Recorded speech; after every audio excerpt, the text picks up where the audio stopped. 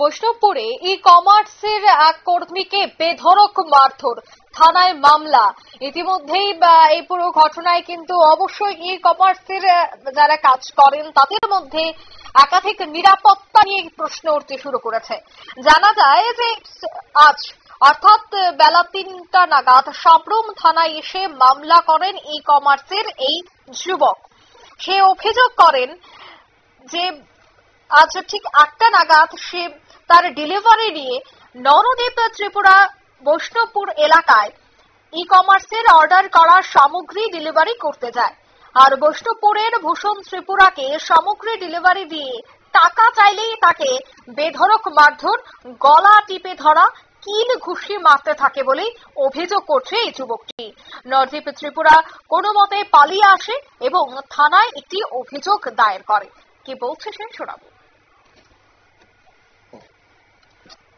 হেতের লগে সামনাসামনি দেখা হয়েছে, কিন্তু আমার পার্সেলের টাকা আগে যে পাওনার টাকাটা আমি চাইতে যাইয়া আমার হাতে দিচ্ছি। কত টাকা পাওনা তুমি? প্রায় ৬৭০ টাকা।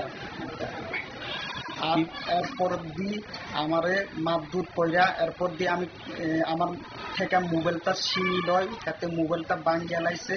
এরপর দিয়ে আমি হাতে খুব কষ্ট মস্ত কইরা মানে সারণ পাইয়া এরপর দিয়ে বাইক দিয়ে আওয়ান সময় হাতে আমাদের বাইক দিয়ে দুজন দিয়ে বাইরে পিছনে ধাক্কা মারি ফালান দিয়ে না মারবার চেষ্টা করেছিল।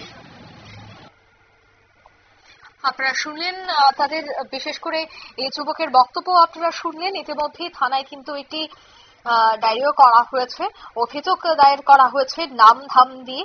বৈষ্ণবপুরের ভূষণ ত্রিপুরা সামগ্রী ডেলিভারি করতে গিয়ে কিন্তু দুর্ঘটনা বা মারধরের শিকার হন নরদ্বীপ ত্রিপুরা।